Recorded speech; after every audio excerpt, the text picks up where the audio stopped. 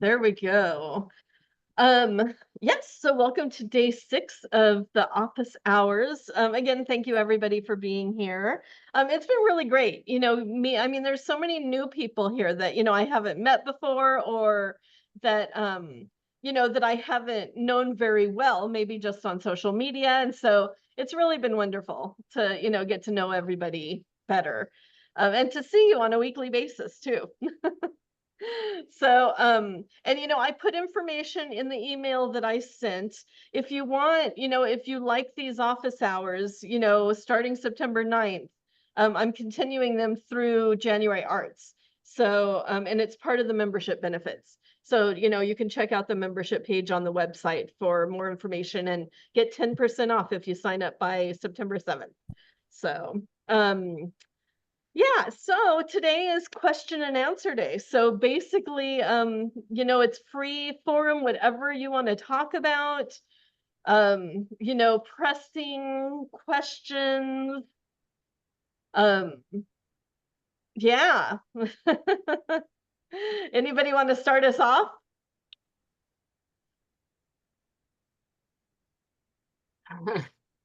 Good. Everything's perfect. Life is great, right?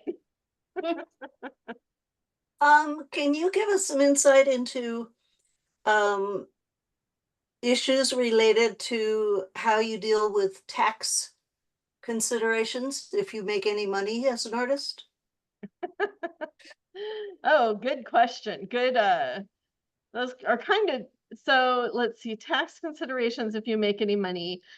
I'm not an expert. I mean, I'm not good with money at all. Thankfully, I have a bookkeeper. Um, I know, and I also have a really good tax person. So, and I can, put her information in chat if you want it. Her husband's an artist. So she's been working with artists for over 20 years, and she'll work with you online. She's amazing. Janice Payment. Her husband, Janice Payment Turby. Her husband is Paul Payment, if you know who he is. But no, she's great. I know, that yes, you should charge sales tax. And it's based on city, state, county, I mean, it depends on where you live for sure. Um, but you can also, and then my tax person takes care of all that. So I don't know. And my bookkeeper also takes care of that. But I do know that I do deduct a lot. So as far as deductions go, like, art supplies and books and research and museum memberships and magazine subscriptions, all of that, it's part of my job. So I deduct the heck out of all that. So just, Don't you have to make X amount of money in order for a bunch of deductions to be considered valid? I don't know what the number is. And I don't know if anybody else can answer, like anybody else has any insight into that. Um, but that I'm not positive. I'm not sure. Well, I know that as a freelance person, if you're not working for somebody, if you're just getting freelance income, which selling artwork would be, you can deduct all of those things. And I don't think it matters how much you make. I mean, if you're making $5,000 and you're deducting 10,000, it's going to be a problem. But Yeah, Christine, Dylan's here. Yeah. I absolutely recommend, working with your tax person. I am I actually have a business license because I sell jewelry. So when I sell my art, it's under that license. And yes, I would charge tax in doing so. I had a what and usually, I'm not making, hand over fist money with that because it is, that side hustle. But, I was fortunate enough to have a number of works rented on a set, and that was like big money. So the tax guy, he handled it all. I didn't have to worry about it. He knew what deductions I needed to take, and mainly because we've had him forever, and I'm a teacher, so he deducted the maximum because he knew that I was pouring money into my classroom as well. So Yep. they know what you can deduct, and they'll even ask you, hey, wait a minute, didn't you get any supplies? Did you pay for any conferences? Did you enter for shows? So they will ask, especially if they are familiar with being an artist. So don't, under any circumstances, try to do it on your own. Yeah. Work with your tax person, because you don't want them coming back after you. Yes. May I ask a question? Yeah, I think, Susan, were you gonna respond to that, or? Well, I guess I'm I'm not sure about doing it independently as compared with if you sell something through a gallery and the gallery takes their cut, which is a whole different deal. I If think, And then it also goes to, they will, and especially if they do a 1099 on you, IRS is going to have a record of your receiving that money as part of your sale. So yes, you need to, report it, because they're going to have a record of it. But it's not necessarily a different thing, Susan. Exactly. It's all still income Right. for you that you need to report on. And it is important to keep all of your receipts for your supplies and all of that, and to, put that out there. It is also true, though, that unless you make a certain amount of money, it doesn't actually help you that much. I don't know what that amount is, but whoever said it needs to be, a certain amount, it's not that grand. So it's very important to keep everything and account for everything, because it could end up making a difference. yeah, and My question is, do people actually, if you're when you make a sale of a painting, let's say, are you charging tax on that, or have you already incorporated the tax into the cost of the painting when you sell it? I think people do it differently. I normally, I don't know, for me, it kind of, yeah, I normally put it in the cost, but for January Arts, we charged tax, for that. So, but I normally put it in the cost because it's just easier, a flat rate. Yeah, I think everybody's different in that way.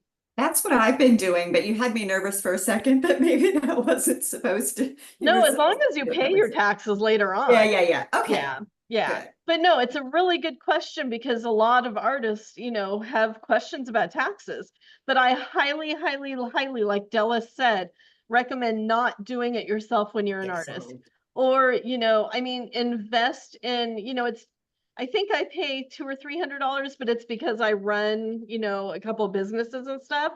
And so we file, a few forms, but it's so worth it, because she knows what she's doing, and she also asks the right questions, even as far as mileage, and things change all the time. Even mileage changes all the time, and even food and entertainment and all of that stuff changes. So I highly recommend. She helped a friend of mine who was dealing with tax stuff and got him all straightened out. And and I mean, it's been a stress of his for years. And it's like, yeah, I highly recommend working with somebody. Isn't the business license different from a resale number? And I Yes. thought that if you were collecting tax and you were submitting it, you were doing it under your resale number, because I don't have a resale number. If I sell through the gallery, then the gallery charges tax and I have nothing to do with it. And many years ago, when I was doing like kids' t-shirts, and I got a resale number, and they ended up telling me, canceling my resale number, because I wasn't selling very much stuff. So it gets confusing, like you said. And It you does. really do need an accountant. And what I do is I keep an Excel file. And every time I buy anything or submit to or show any expense, I just keep a record of it immediately as soon as I do it, and sales. And then we just turn that over to our tax person and he figures out what to do with it. And I have Yeah. a business license, but I don't have a resale number. I know. Oh, I'm sorry. really fast. And I don't know, I mean, I don't, like I said, I'm not an expert. I mean, we're all bringing our experiences to the table, which is great. We need to hear our experiences. I know I did go to the flower market the other day for flowers for January Arts. And they asked me if maybe it was it a resale license or a wholesale license? Resale. preferably. Resale, and I could have gotten like a discount, but I don't have one. So Right. they're good in that case too. But but it's definitely, definitely good to research and to look into. The Susan, other oh, thing, I had a resale, I can't hear anything. I had one of those licenses can't hear you, long, you can't hear me. oh, I can hear you, Susan. Yeah, you're fine. You want Okay. by yourself. What? You close to by yourself. Oh, okay, go ahead, Susan. Well, I had a resale license long ago, but I stopped using it. And more recently, I've been told, I've worked with a couple of galleries more recently, and none of them talk about taxes whatsoever. And when they put a price on your work, or you together put a price on your work, there has been no mention of this includes tax or anything like that has ever been mentioned. And I was told by someone recently that there's a particular arts tax advisor person. I don't know what this person charges, but it's all he does is he advises artists. I don't have the name right now. However, apparently, if you make any sales that could be large enough that it changes your income to a certain point, that you're going to be taxed you'll be in a different category for getting taxed. Yeah. Of course, if you get rich enough, you won't get taxed at all in this country. But anyway. Well, and those are things to definitely talk to your specific tax person about. Yeah, because this guy said something about you might want to put your work in some kind of a special account so that you declare the income over a period of time instead of all at once. Yeah, I don't know So- about that, but yeah, that's definitely something to talk Complicated to. stuff. Yeah, that's why, and every tax person is different too. So definitely find a good tax person. Yeah, Patty. Yeah, I completely agree. Get a tax person. In the meantime, I just want to say on the resale permit, so the purpose of that is so that if you're buying something that you're then going to turn around and sell, it doesn't end up getting taxed twice. So if you have a reseller's permit, it doesn't actually allow you honestly to go buy flowers unless you're going to turn around and those flowers are going to be part of a collage or a painting or whatever that you're then going to sell. It needs to, so for example, I use my reseller's permit to buy frames because I'm going to put a print in a frame and then sell it. So it doesn't getting taxed twice. So the reseller's permit is about where you are paying tax on things. It's not about what taxes you're claiming at the end of the year. I just want to kind of throw that. Yeah, good information. Yeah, thank you. Thank you. All right, moving on from all the math stuff. What other questions are there? What other burning desires do people have that they want to talk about today?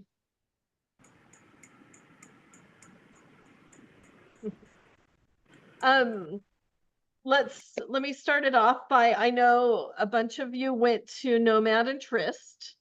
Any questions about it? Any thoughts? Anything like that? Karen. Well, I want to know your thoughts, but it was I stayed from 2 to 6 and went and saw everything and everyone, and it was very interesting. I didn't realize like Tryst versus Nomad. Tryst were like the dealers, and then Nomad was curated by Torrance. Is that how that worked? Yeah, Tryst was more alternative spaces, so not even dealers. It was like alternative collectives, groups of artists getting together to show. So, and then the rest was curated by Sune and Max Presneal from the Torrance Art Museum. Ah, Yeah.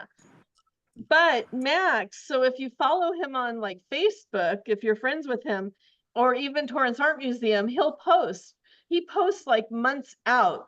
He's like, okay, are you ready to show, at Nomad in August? Send me an email, and I mean, he'll do that. I mean, that was like in February. So it's like, that's a good reason to, follow these people and friend them, and that way you're, for next time, to What's- just reach out. great. What's his name? Max Presneal. Let me see. And that Max. is, I Okay. think that's, or is it EIL? It came up. Yeah. Okay, good. He has 2 accounts, but no, he's very supportive of artists. And he's done Mass Attack in the past. I don't know if anybody remembers that. Yeah, there were like 13, a series of 13, and it was like a one-night pop-up thing. And there's no fee to participate, Nancy. But it was a one-night pop-up thing, where artists dropped off work in the morning, it was hung, they came and got 2 name tags, one for them and one that they put next to the art, and it was Mutual Appreciation Society. So artists, artists appreciating artists. That's exactly what Nomad and Tryst were. I was talking to my artists this morning, and a few of them who were part of it said it was exhausting, but it was totally worth it. They met more people than they realized, than they thought they would, and that, that they knew maybe on Facebook, or, more artists, and it was just really worth it. So, Wow. yeah. Darlene. I had a blast, and I encountered a lot of people who were not of the art world. So I was explaining a lot about the work and just about the art world in general, which is kind of crazy. Here I am proclaiming to know about the art world. It was fun though. A lot of fun. I've been doing this a really long time, but just very slowly and methodically growing my business. Awesome. Dallas.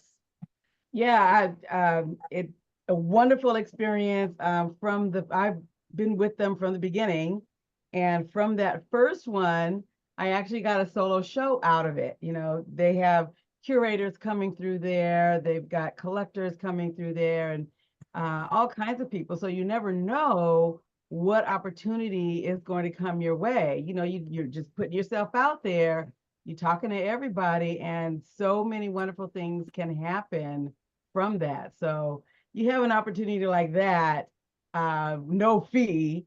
It is a lot of work, because you got to get it up, you got to get it down, you got to stay there all day. But I say it's absolutely worth it. Awesome. Thank you, Dallas. Thank you. April. I believe that Arroyo Arts Collective, if anybody's part of that, I believe sometime in, I want to say March or April, they put a call out for any of their members to head up a booth for them in Tryst. But they needed to, the person, whoever wanted to take on the responsibility, like, if you are familiar with what happened or with how it looked, it's a lot of responsibility to gather artists and to, like, I seen Wanzheimer had a booth, and a few other places had, like, so it's like setting up a whole installation of a room, basically. So, but it's something that you might consider in the future if somebody wants to be part of it, because then you can kind of be in control of more of a presentation, not just one piece of art that's in it. Yeah, totally, totally. Yeah, I remember that. I think, yeah, it was Arroyo, or I feel like I saw that somewhere else too, but it is a lot of work. I was thinking about it for Shoebox or January Arts, but I had the launch and just too much going on, but I may do it next year. So I'll have to see for sure. Yeah, thank you, April. Susan has her hand up, and then Nancy. And then I have a question in chat. Susan Anderson, go ahead. Yeah. So two questions. One kind of specific to Tris Nomad.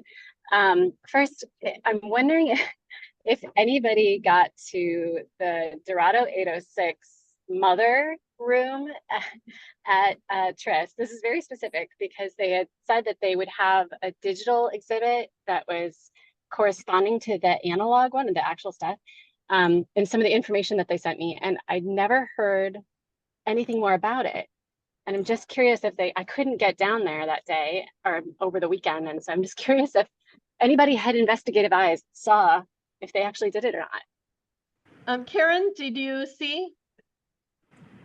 Yeah, I went into that room. It was painted black. I don't remember the digital part of it, but that doesn't mean it wasn't there. Same here. Did you have more specific a question? Well, it was really that because so I had submitted for that show and I heard back from them that like of the pieces that I sent in, 2 they said no to, but 1 they said that they were going to do a digital show in relation to it, and then they would send out more information. And I never heard anything more. And I contacted them a few times. Dallas was in that room, actually. Dallas, you had a piece in that room, I believe. Yeah, what was the question? I couldn't hear the question. Yeah. So the group that I submitted to for that show, You're talking about Dorado 806 projects? Yeah, exactly. They had said that one of my pieces was going to be in a digital show alongside that, alongside the mother exhibit, the physical exhibit. And then they would send more information, but I never heard anything more.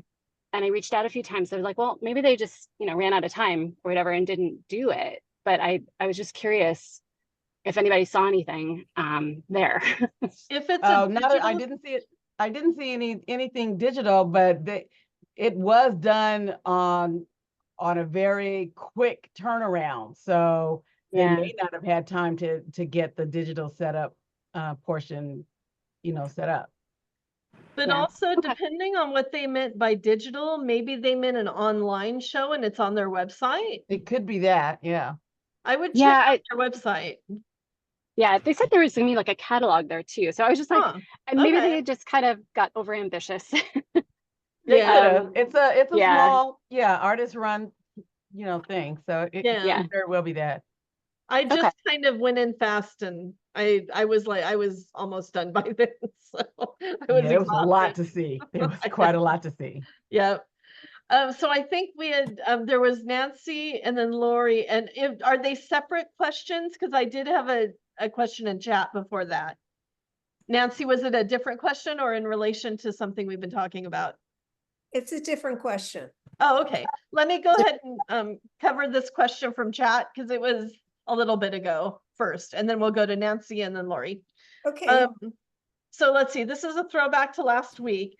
I've had a drawing accepted to a show. Is it okay to have prints made if I sell or plan to sell the original drawing? So if I sell the original, I sell prints. Yeah, absolutely. You own the copyright of the work. So absolutely. I mean, that's an easy question. So yeah, hopefully that helps. Well, in the past, when I've done illustration work, the client owned it, right? Yeah, I mean, if it's in a contract that way, if they buy the rights, but no, if it's your artwork, if you're the artist, you own the rights, you own the copyright. Okay. Yeah. Yep. Yeah. Good question. Just to double check. Yeah. Thank you. Okay, Nancy. In your membership program that you offer, do you cover licensing? And also, do you cover product creation? I mean, I kind of cover everything.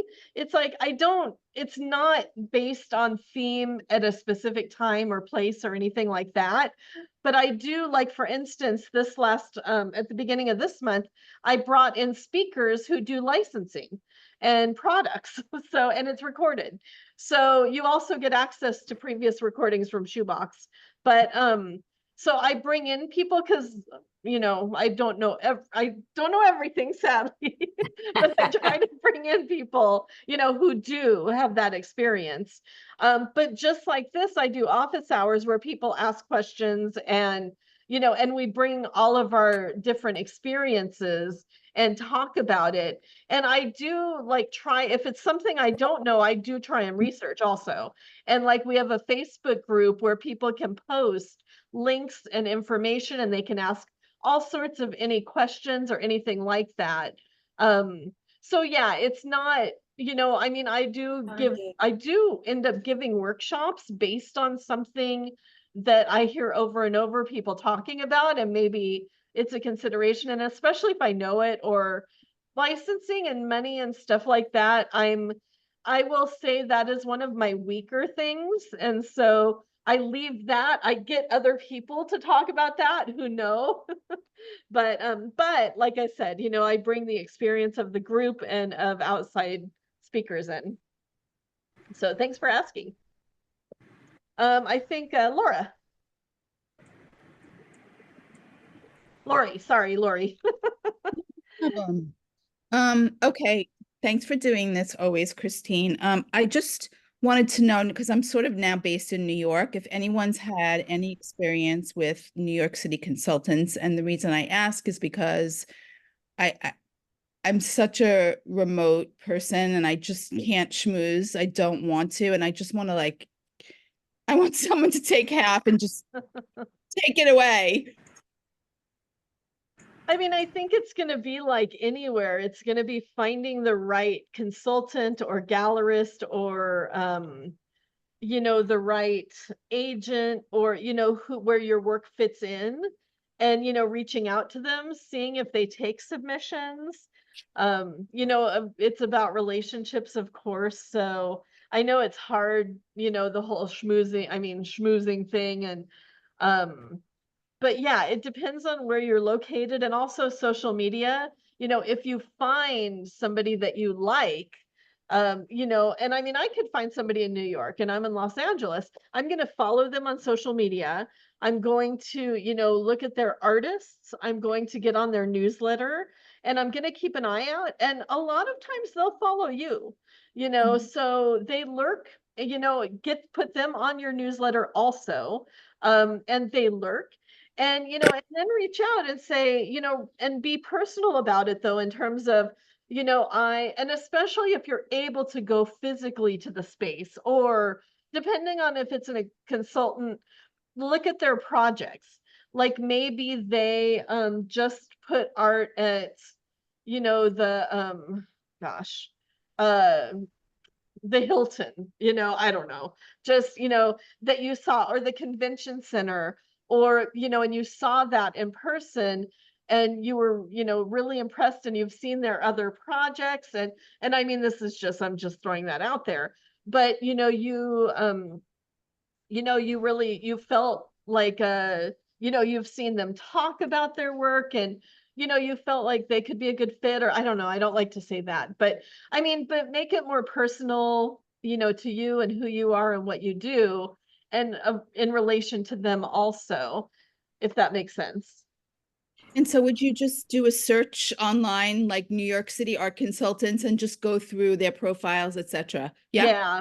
Okay. And the other thing is, consultants work with organizations, and look at developers, look at developers, because they work with consultants.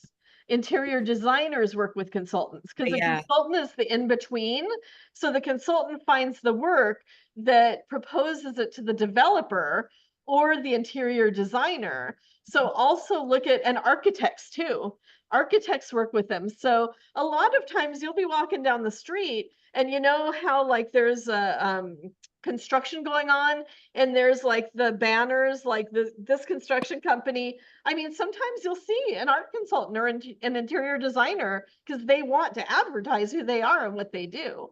So, and, you know, even looking at Architectural Digest, you know, I mean, a lot of times you can see, you know, like who, look at the credits of the photos. And, you know, I mean, it does take research, but, you know, you'll be able to see, you know, see like who the consultants are and stuff like that way. Thank Yeah. you. Thank you. Yeah, you're welcome. You're welcome. I think it was Jill and then Annie. Jill. Hi. I've loved this, and I've only been able to come to half of them, but I'm going to go back and watch the tapes. But my question is, I'm in Orange County, and I know that most of you guys are all up in Los Angeles, but I'm wondering if there is a group of us in Orange County that we could, I don't want to segregate, but being local is important. You know, having people nearby is a good thing. And I'm wondering if we can get a list of people who are in Orange County so that we could all start getting together. Good question. Go ahead and put that in chat if you're in Orange County and want to reach out. Are you familiar with the Orange County Center of Contemporary Art? Yes. Okay, get involved with them. They're a great community. They curate wonderful shows. They, you know, yeah, get involved with them because there's, you know, all sorts of artists. I'm aware of them, but I've been trying to branch out and find more people. Gotcha. Check out, because I'm greedy. Yeah, no, definitely. Newport Beach, Coastline College Art Gallery. I think Newport Beach, Orange County. Forgive me. Newport Beach is, and I've actually, I have my work in their pop-up shop in the gallery right now. Oh, cool. Okay. Go to their openings. David's a great guy. Yes. Yeah. David's wonderful. And he brings. That's where you and I met. Okay. Cool.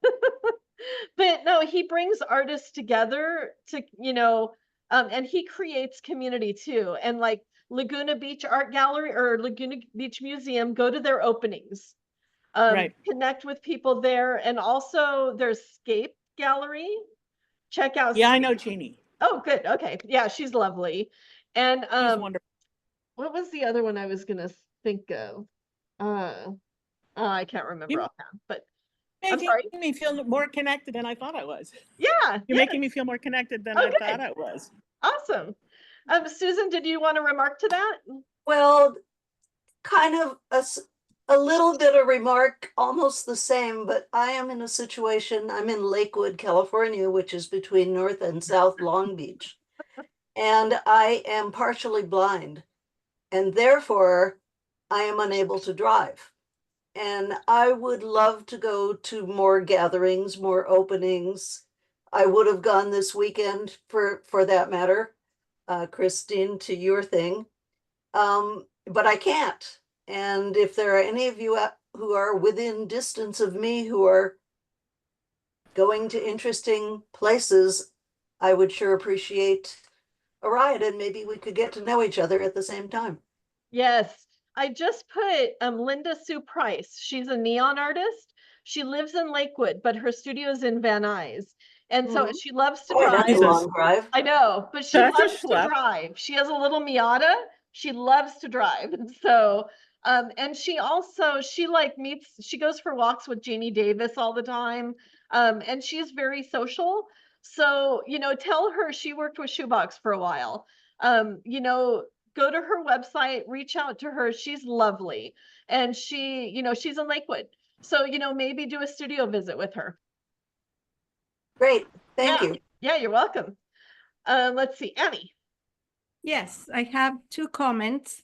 One is on consulting. About 2 years ago, a consulting company connect me and, you know, they reach out. I never done anything like that before. And I was very surprised, but it was a very kind of exciting project that they were proposing. So what I did was I asked them for references, if they could give me names of other artists who work with them, and if I was able to contact them, and they said yes. So that's what I did as far as researching and, try to look for projects they completed. These guys work with big corporations and hotels, et cetera, et cetera. And it takes a while, but it turned out to be a great project. I always keep my original, and they created, a much larger piece. And I can't say the name of the hotel or anything, but it's in Beverly Hills. And Awesome. it turned, and now I'm starting to work with other companies. So, but you always have to, be careful and read the agreements. I have my daughter-in-law is an attorney, so I run the contracts to her and said, oh, she points out to some things that are not super clear. I ask those questions. Yep. Yes. Definitely read contracts. Yes. Yeah. The other comment I have is regarding the Dorado. Unfortunately, wasn't able to go to Nomad and all the events that went on the weekend, but I'm in a show with them in Santa Monica. And the show opened up on Thursday, this last Thursday. So it was great because it was super well attended. They have a small space and there was a lot of art from my taste, but they had TV. I mean, they had a lot of personalities in there. So I think the turnout it was really good. But things were, just organized at the last minute, sort of. And I think they're just getting the idea how to create some of these events. And it was larger than everything else they had in there. So maybe in between that and the other events for the weekend, they had a lot going on. So I don't know. I haven't seen the other one, but yeah, they had videos and paintings and sculptures and 2 performances. So it was a lot. Oh, wow. Wow. Yeah. I mean, I was impressed with their space at Trist, the painting and it wasn't overcrowded or anything like that. And I wish I wouldn't have been so tired and could have spent more time, but there were also other people in there. And also with COVID going around and those were such small rooms, it's like I didn't stay in any one room for, a small period of time too. But no, it looked like it was cool from just what I saw. So, maybe they're still finding their feet and figuring out what they like. And yeah. Probably, but they're really nice. Oh, good. Good. Awesome. I also really fast put a link in there for TKO Art. It's my neighbor's art advisory company, and they're the ones who talked to my artists a couple weeks ago, and they're open to submissions. So, and they also have a call out for artists for the Brewery Art Walk. So it's on Cafe, and hopefully, let me see, hopefully it's on their website, maybe, let's see, but check out their social media. It's on their social media. So, and they're great. Troy and Heather and Nicola, they're all, really wonderful, but they have a call out so you can submit your work and show directly next door to me for the Brewery Art Walk. So, Kevin. Oh, hi. Can you hear me? Yeah. Yeah. Okay, cool. Yeah, I have the same problem location wise because I'm in the valley, and when I look at maps and things like that, and so art maps, it's always downtown and the brewery and Santa Fe Art Complex and all that, which is great. I love going down there, but I would love having the community. I'm in Sherman Oaks, so Van Nuys, all that kind of Encino, all that kind of stuff. But there's a lack of galleries and places to show locally and even community wise. I've been trying to create an art community here, and it's very difficult, it seems like, because it seems everybody's so centered towards a certain area. If I'm mistaken, please correct me, but because I've been doing this a long time as well, and I wish I had everybody's problem as far as sales were concerned, but I don't. But but yeah, it's more about as well as building a community, more sales, things like that. But I would love to have something regular that's happening here locally, as opposed to always schlepping downtown. Yeah, totally. Definitely check out the 1111 Collective. Yeah, I'm a part of that. I've Okay, been to good. a couple of those, so. Yeah, Erin is wonderful. I mean, I know she doesn't live in the Valley anymore, but she's a hustler. She's a go-getter. Erin, okay, yeah. Yeah, and I mean, I know, like, of course, it's the Southern California Women's Caucus for the Arts. They have a community up there, but there are, like, I know Monica's there. There's several artists that I know. Debbie Corbell is, near the Van Nuys Airport. Linda Sue Price is there with Michael Fleckner. They have a neon studio near Van Nuys. There's quite a few artists that I know. I mean, Carol is in. Carol's in the Valley too. And, Yep. oh, go ahead. I'm sorry. Oh, but, definitely, yeah, post, again, where you're located, or, read the chats from the last few meetings, and, if there's locations, and do, exchange studio visits if you're in the Valley, and, and carpool and go to openings together. I mean, Oh, could I use that? I have another question, if you don't mind, because there's always group shows happening, which are great, and I've been in a lot of those. But I am so prolific, which is knock on wood, great. But I'm constantly creating art that I would love to have solo shows at least every now and then so I can show my series and themes all at one time, as opposed to maybe one piece here or there. Which are always difficult to get, because you need a gallery or a place that's going to keep your stuff up for a month or so, hopefully. But so I'm stuck in that area as well. Yeah, and really fast while I'm thinking about it too, if you're not familiar, Camarillo has Studio Channel Islands. They're a great community, and I saw Alana's picture. But they have art studios. They have open studios once a month. I know it's not exactly in the Valley, but it's still also a great community. So check it out. Okay. But yes, exhibition proposals, you can absolutely, send emails, put together a PDF, put together a proposal, just as if you were applying for a job. Basically, you can put together a PDF with your artist statement, like your CV, your bio, images of your work, the statement about the work itself, and reach out to specific spaces.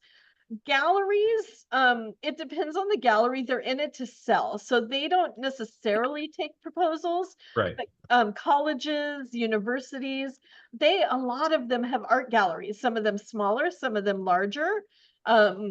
They, I mean, I showed at Coastline Community College, I showed at Mesa College in San Diego, Cal State Los Angeles has a gallery, CSUN has a gallery. I mean, there's all Pierce College, Valley College has a gallery. So, email them and even just ask if they take submissions for solo shows, and then ask them for their guidelines, and then follow the guidelines or see what they say. Sometimes they'll just look at your website. Depends on, who it is and stuff. But you can absolutely put together a digital portfolio of a show that you want to propose and send it out. Absolutely. Okay. Thank you. Yeah, you're welcome. You're welcome. Yeah, Moore Park College. In fact, they have a great show that's going up. Erica Lizzie is normally the curator, and she's on sabbatical. So Katrina McElroy is curating it, and it's with Holly Burrick and oh my gosh, Fabia. I went to school with both of them, so with all three of them. But it's going to be a great show in their gallery. And Aleka, I will send the chat in an email afterwards. Yeah, but I know, are you doing all the chats from, because I haven't gotten any of them, and I don't know, I wouldn't know where to look. I think I sent them, did I send them in emails afterwards? I sent them. Yeah, they come in the form of an email. Yeah, and it's attached. It's a note attached to the email after each session with the link to the video. Okay. Okay. Yeah. I saw the video. Yeah. All right. Good. You're welcome. You're welcome. Thank you. Let's see, Julie. Hi there. Hello. Thanks again for doing this with all of us. It's You're been a welcome. pleasure.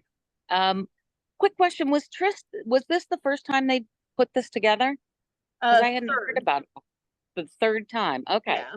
Yeah. But has it gotten bigger? Because I haven't no. I don't think so. I was Mhm. surprised actually. I'm like, it's been in the same office building, the same vacant office building 3 years in a row.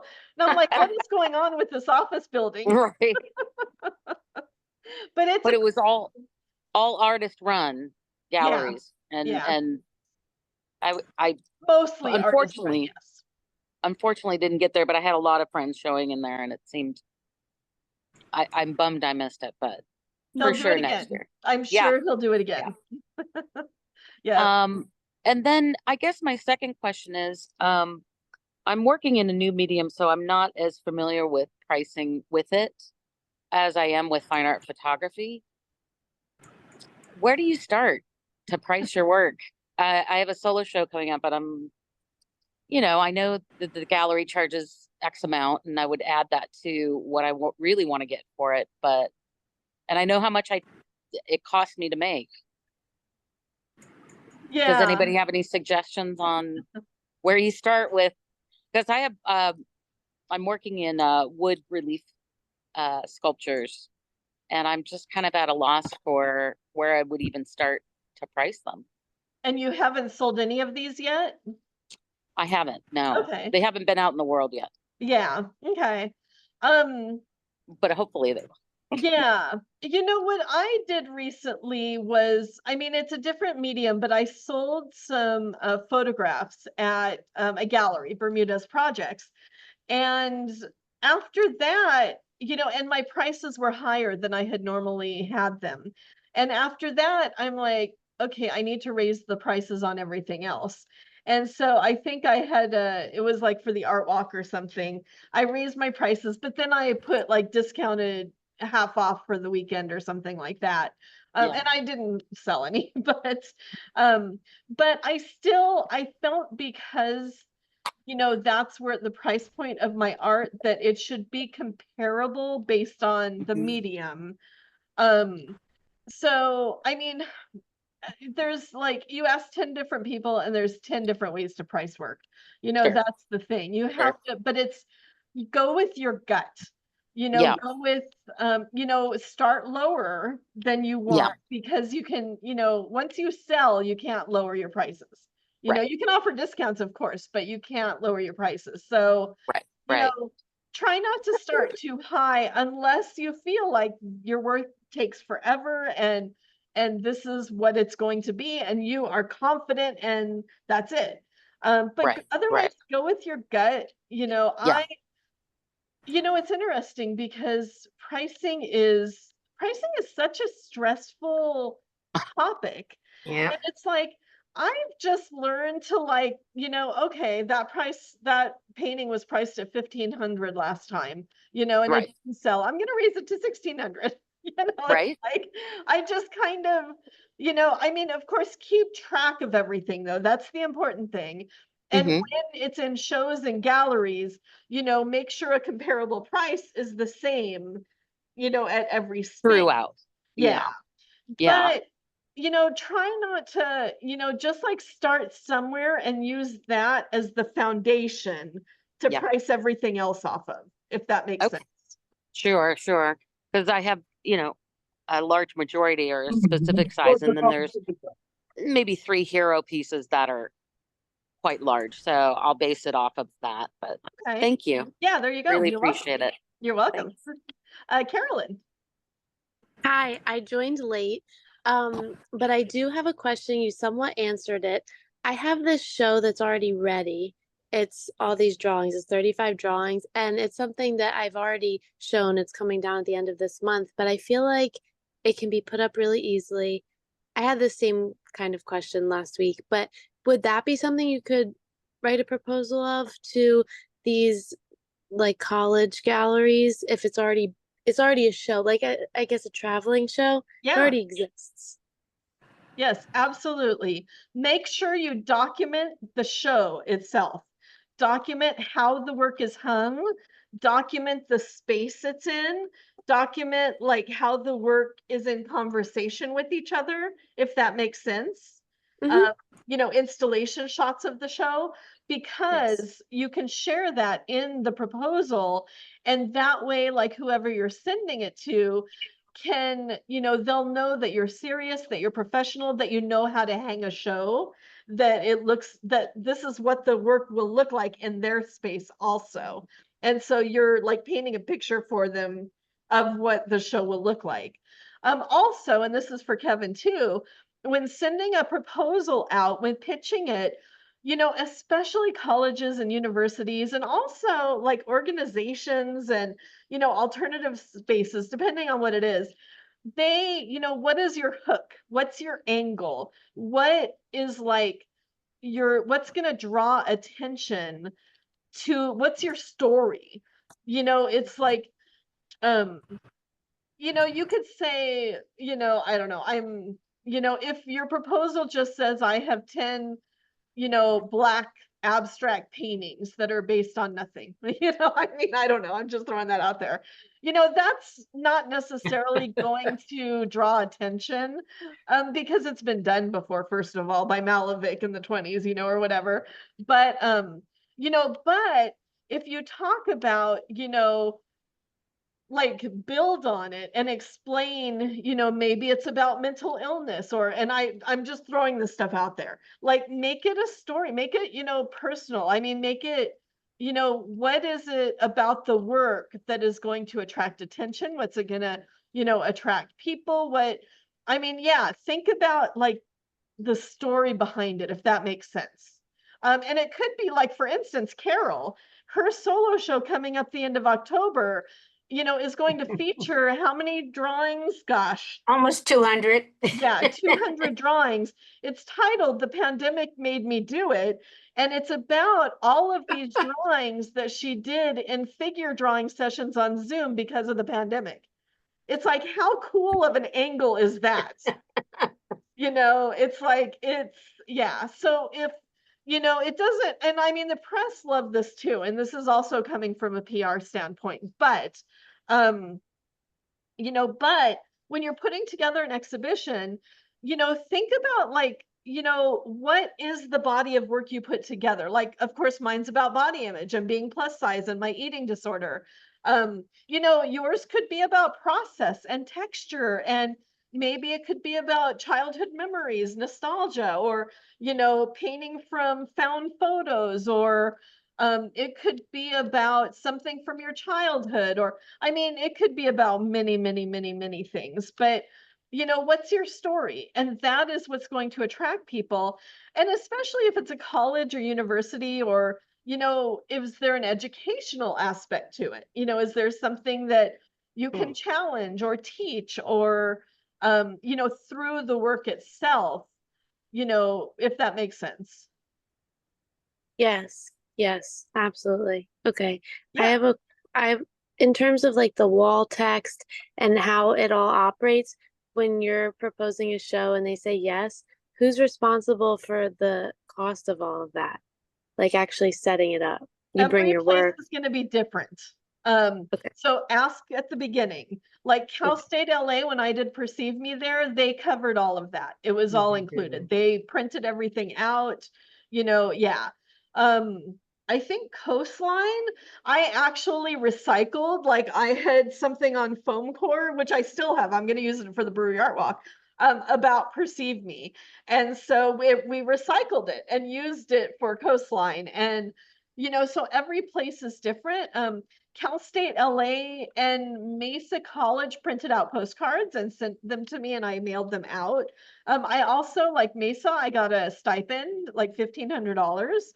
For travel and transportation and all of that, and hotel room and things like that. So yeah, every place is going to be different. So when you send proposals, and if they like your work, ask if they have a budget, for transportation, and what they take care of. And, and they do, a lot of times they will take care of a lot of that stuff, and even installation. Be careful about installation. Like, definitely, like at the Museum of Art and History in Lancaster, they had installers, but I laid out the show and I actually helped them hang because they were taking forever. So, but like Studio Channel Islands, I left the work and they hung it and they placed the work, which I was happy about because it's exhausting laying out a show and hanging a show. But then when I got there, I wasn't necessarily happy with how they hung it. There were like 2 or 3 sets of triptychs that they split up. So like a triptych, they split up. I was just like, and that was their curator. That's what they wanted to do. I'm like, so you learn, you definitely learn. Mesa College was really cool because they worked with Alessandra worked with her museum studies class. So it was a teaching experience, like putting the show together. And like she sent me, they did like a 3D mock-up of the show, which changed, of course, once the work got in there. But her and the class took care of everything. Very professional. It was really wonderful. And so that was cool. So every place is going to be different. Yeah. Good questions. Thank you. You're welcome. You're welcome. All right. Monica, yes, it will be like if you have a contract with them, it should be in the contract. But these are good questions to ask, from the beginning for sure, when you're thinking about it. Let's see. And yeah, absolutely, Isa. Yep. Carolyn, did you have another question or was that your hand from before? I do, if it's okay. Yeah, go ahead, Carol. If you could, it's probably a hard question, but the best getting your foot in the door, collective, group, co-op, something like that for someone I'm in Philadelphia, but I'm trying to get into LA scene. Yeah. Yeah. Well, January Arts, of course. Yes. Well, here I am.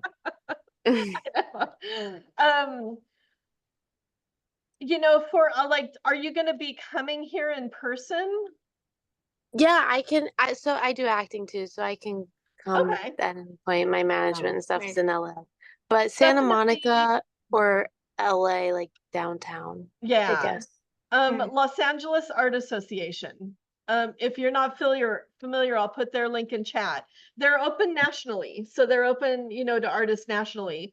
They're a great introduction to the art world. They have a wonderful community. A lot of artists, I think, here probably with them. They have critique groups. They have shows monthly. Once you're a member for a year, that you can apply for a solo show. It's like $3 or $3.50 a month. But definitely, they're a good introduction to the LA art world. A year. Oh yeah, not a month. year. Sorry, a year. Yeah. I figured. It's still a lot, but I think it's worth it. Yeah. I was a member for a few years. Yep. Yeah. So definitely, they're a good organization to start with. Yep. Thank you. You're welcome. Carol. Yeah, I should know all this, but I come into this whole world quite old. Residencies, I don't understand about them. I don't understand why they have them. I don't understand anything about them. And if you can just give me some sense of what that's all about. Yeah, absolutely. A residency is like a retreat. So if you think about, like, if you've heard of writers' retreats, artist retreats, where you basically go somewhere for a week, 2 weeks, a month, 6 months, and all you do is art. All you do is write. All you do is, you build a community with the people that are there. That's it. And there are residencies all over the world. There are artist residencies. Some you pay for, some that are paid and you have to pay for travel. Some that give you stipends. It depends on, where they get their money from. And there's residencies for families. There's residencies for women. There's residencies for couples. There's residencies for, if you have animals. There's residencies in Iceland and Japan and, volcano residencies in Hawaii. There's you know, in France, I mean, there's residencies in Los Angeles and, you know, studio residencies that you can apply for and just like use Space's studio for like a month and then sometimes get a show. I was doing them here for a while. You know, so there are different residencies, but it's a way of like to create work unencumbered without like it's a getaway so you can just do the work without like outside influences, outside you know, worrying about paying the bills, or I mean you still have to worry about that, but worrying about, you know, work and stuff like that. Julie, did you want to answer that also? Or did you have another question? I want to just put something on mine too. What does the person who runs the residency get out of it? Why do they do that? Oh, I mean, well, I've thought about doing it. I would love to, you know, I was looking at a space in like Joshua Tree that it was like, it used to be like a hotel. It had like 6 or 8 rooms or something. Because I want to be around artists. I want to be around how creatives, how they think. I want to be creative myself. I mean, people do it for different reasons, but it's good question. That's a really good question. Sorry, Julie, did you want to answer that or? Well, I wanted to just give her my perspective on it because I did my first artist residency last month on Nantucket. I wanted to challenge myself. I wanted to get outside my comfort zone. I wanted to see if I could do it. I'm a fine art photographer and working in abstract wood reliefs at the moment. And I thought, well, where can I go as far east as I can possibly get? I also have family history there that I heard about summers on Nantucket from my mother and my grandmother. So there's a lot of familial things about it. But I can't wait to go on my next artist residency. I'm a mother. I have a teenager, so I actually brought her with me on my residency, and she was my assistant. But I ended up doing 30 gouache postcards and 3 paintings in 6 days. And for me to have unencumbered time, I had access to a car. They gave me a car. They gave us a room with an easel, and I set up. I literally I've signed up for Arcadia National Park. A couple of them up in the Salish Sea. I can't say enough about them because I have to tell you, once you get into that space, even though I have an art studio and when I'm there, I'm completely concentrating on it. But to get yourself out of your comfort zone and to challenge yourself, I think is for me personally, maybe it's my personality, but it's just a wonderful thing. And I love traveling. So to see a completely different environment where, and to interact completely, Christine, to be around other artists, it was really weird for me to be painting one single postcard. I mean, it's only a postcard size. I came up with, I gave myself an assignment. I said, postcards from Nantucket. Sounds great. You know, it's not a whaling town anymore. So I'm going to do postcards. I'm going to do larger paintings from those. But I really fell in love with gouache. And I'm not, well, I shouldn't say I'm not a painter. I am a painter, but that's not my main subject. But I wanted to explore it more. So an artist. I'm an artist. And so I challenged myself, and it was the best thing I've ever done for myself as an artist. So go do it. Don't even just go. Pick a place, challenge yourself, get out of your comfort zone, and come up, you know, if it's because I work 4 days a week. So I can't get away for months at a time because some of them are like 3 weeks to a month. I mean, yes, perhaps when I retire from my job, I'll do that, or sell my entire show. I'll go do that. But for me, you know, a week or 2 at a time is enough. But to be prepared and organized before you go is quintessential. So you're not like spending an entire day looking for supplies. Yeah. Just bring it with you. And I was like, well, I'm going to travel around. So I had a portable easel, I had my gouaches, and I did about 6 postcards a day. And who knows where that goes? Who knows where that leads? But as I'm painting one painting, a photographer who was also a resident was shooting, photographing everything. And it was such a weird juxtaposition because being a photographer and she's like capturing all this and I'm just painting one, but it was wonderful to slow down time. And so you just discover a lot more about yourself. At least I did. But I can't speak highly enough about it. The community, it was through NISDA, Nantucket Island School of Design. They had something going on all the time. I met people from all over the world. Somebody bought a painting within an hour of me making it because, a lot of these rich people like their boats painted. Who knew? But, just throwing yourself into a new experience is you're always going to benefit from it. So that's my 2 cents. Oh, does that sound good? Yeah. It's delicious. It's Well, the best gift when you I can was give living yourself. in Santa Barbara, I did landscape painting and adored it with all that beautiful terrain. I live in Exactly. Valley Village. I get to see homeless in the park near the library. Well, so that's not going to be for me. And the take yourself idea to that I Malta could go and or find a Greece place to do that or- again. Yeah. I mean, the national parks have residencies all over the place. I mean, artres.com. Oh, Okay. thank Yeah, I you. put it in chat. Artres.com. thank you. So Yeah. check it out. Don't even question it. It's Yeah. so fulfilling. Do I've they ask already the signed people up. who are running the residency, do they intrude upon you or ask No. something of you or to have a show Well, or sometimes Well, what do you have to give them? you it know, they depends. did want me to participate. Yeah.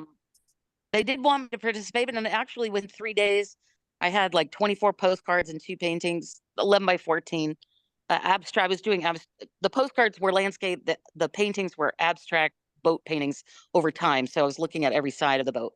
But they had an open studio, and that's where I sold a piece. This guy was an interior designer in Boston, and you make those connections. I mean, that's Oh, that's how it thrilling. all works. Is it's all in who you know and those connections that you make. But they're heartfelt. Because he was interested in the boats and I was interested in painting. And so it's about creating that, like you said, Christine, it's all about the story. Let me tell you, because they knew it was Mr. Van Born's, whoever, I get these little stories from the people that come up to me while I'm painting. And I keep it in the back of my mind. And this is, I know Mr. Van Born, especially if you're in a smaller community, like Yeah. an island of Nantucket. It was teeny. So, but I'm still keeping in touch with the 3 residents I was there with, and we plan on meeting again there, in a couple years. So Awesome. you just never know where life leads, and opening Yep. yourself up to it is the best way to do it. Yeah. Sounds wonderful. Yeah. Yeah. Really fast. Lori, you had your hand up. Did you want to remark about the residencies or? Yeah, she covered everything. I just did one too. And I show a little bit on my Instagram, a couple of on my reels about what they're like. But you covered everything. So that was it. They're amazing. Awesome. Thank you. Aleka first, Carolyn had her hand up first, and then Aleka. Carolyn? Yes, I was just curious about the fees associated with like open calls and residencies. Every one of them seems to have a fee, and they do add up really fast. So what do you think of that? Good question. I know, somebody else, hopefully I don't think she's here today. She had a question about fees too, especially when you can't afford them.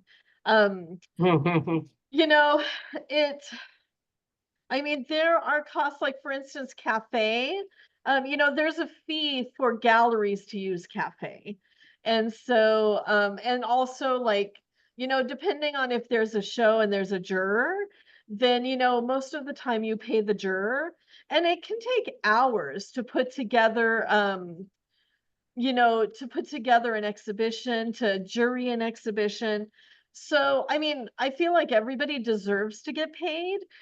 And, I know there's of course there's a, there are artists that say, you shouldn't have to pay to submit your work. And it's, I mean, I could see it both ways. It's a tough thing. So like, and we do charge, and I try to keep, the submission fees lower. But I feel like it's part of the process, and it's part of investing in yourself. And and like when you put together a budget of for like your business plan as an artist for investing in yourself, put just whether it's $100 or $200 or whatever you could do, say, okay, this is in my budget that I could spend on applying for shows, and that's it. That's it. And then you choose the shows that you want to do. The other thing is always reach out to the shows and say, I just, I can't, I feel like my work is a perfect fit for your show. I can't afford the submission fee. Do you have any type of financial assistance? And so, there's always, if you don't ask, the answer is always no. So I've had people ask me, before. And, so it's like, just ask. But yeah, and also the one thing I've learned too, I have done shows where I've had a submission fee, and I've also done shows where there's no submission fee. And people, I mean, when there's no submission fee, I don't feel like artists take it as seriously. It's interesting psychology. It really is. They don't show up on time. They don't drop off work. They don't pick up work. They aren't as responsible because they feel like it's free, and so there is something psychological about also paying in that way. I don't know. It's a Wow. weird thing. But yeah, I've had that happen where, if I do something for free, it's like people don't show up. They submit work, I accept the work, and then they never show up to drop it Wow. off. And it's like I've shared it on social media. And so yeah, there is something about that too. So Hmm. no, good question. Yeah.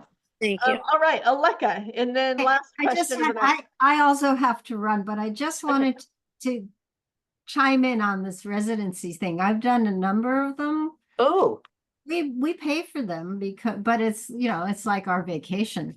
Yeah. My husband is a poet, and and I'm an artist. We pack up our stuff. But I have discovered with talking with, and the best thing about it is that you get totally out of your own life. They feed you if you're lucky. And Yes. I've been to Italy and, come back really content. But you can make your own residency. That's what I want. Yes. I know several people who have, and we've even done this, gone away with our work and worked all day. And it was just great. It was so much fun. And I have another friend, two friends who got together in Madison and Ann Arbor. One of them lives in Ann Arbor. One of them lives in New York. She brought her work to Ann Arbor, and they worked for a solid week together. I mean, their projects. So you can create this kind of environment. It's important to get away so you're not, distracted. Absolutely. If Nancy isn't here anymore, but if you go to Nancy's Instagram, Nancy Mills, check out her trip to Greece a month or two ago. She went to go on a residency, and the residency didn't work out. And so she made it her own residency. And so, I mean, it's a wonderful, beautiful story of how it all turned out, where it was really scary for her at the beginning because it wasn't what she wanted. And also Samuelle Richardson. I don't know if you know her, Aleka. She lives here at the brewery. Samuelle applied for the Academy of the American Academy in Rome. Oh, well, that's so wonderful. Yeah. This was 7 or 8 years ago now, and she was rejected, once or twice. And so she went to a portfolio review, and Shayna reviewed her portfolio and stuff, and she was talking about it. Shayna's like, well, you already have the money set aside. Why don't you just go anyway? And Samuelle's like, why not? So she did her own self-directed residency to Rome. And Yeah. she did work, she did research, she found places to stay. Then she applied again a couple years later and she got in. So, I mean, and also residencies, depending on the residency, they're also really good on your resume. That's the thing too. Residencies and grants and fellowships, they just show you're a serious professional artist. So if you're applying for galleries, if you're applying for more grants, things like that, they do also help. So, yeah, no, good conversation on residencies. I go to Dorland. I put the link in chat, and of course I'll send everybody the chat. But it's in Temecula. It's an hour and a half away, 2 hours if there's traffic. And I rent it. I rent a little cabin. It's fully loaded. It has a kitchen, bathroom, shower. I'm on my own basically. There's like 6 cabins there, they're like little mobile homes. And I'll go for a week or 2 weeks at a time, and I'm going over Thanksgiving. That way I don't have to go to see my family. But yeah, it's just there's hiking in the back. They have like once a week you can, get together for an hour with everybody else. It's also includes musicians and poets and other creatives, so you can share what you've been working on. Writers, you Oh, all share the wow. different work that you've been working on, while you've been up there. And it's a Dorland, Dorland. And it's a lovely place. It's really lovely. So it's a great community. And yeah, I mean, I don't have to see anybody the whole time I'm there, or I can, go on hikes and take walks. And, there's a couple that run it. But yeah, it's right in the foothills of Temecula, and, just like 10 minutes from the grocery store. So it's not too bad at all. And it's lower cost than a hotel room. So, which is the good thing. It's just like a little mini vacation, but, for artists. Yep.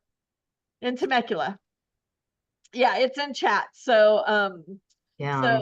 I'll send the chat to everybody. But all right.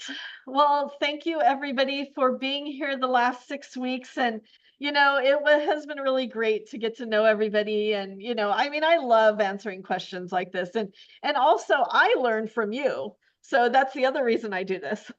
So thank you. But I hope to see you again. You may have seen on our social media, we do have an open call, Finding Joy for Shoebox Projects here. So check it out. Oh, does it work, Lori? Hey, there you go. Yay. Oh, how do you do So, that? yeah, check out the call, and of course, January Arts. And if you have any questions, just send me an email. I know there's some good ones where they Amy was playing with it, like bursts, show behind you and stuff.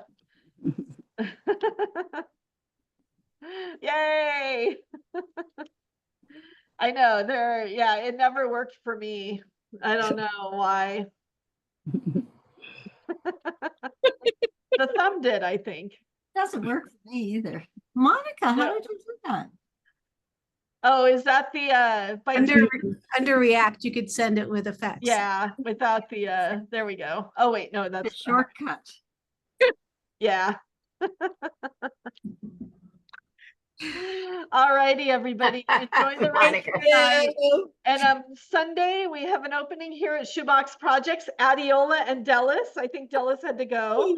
So hope if you're in town, try and stop by and say hi. And also the Brewery Art Walk, October 5th and 6th. So if you're around, that'll be it's always inspiring. So, all right. Enjoy the rest of your night, everybody. Oh, this is wonderful. Thank you. Bye. You're welcome. You're welcome. Bye. Take care, everyone. You too. Thank you, darling. You're welcome. Christine. You're welcome. I don't know how to get out.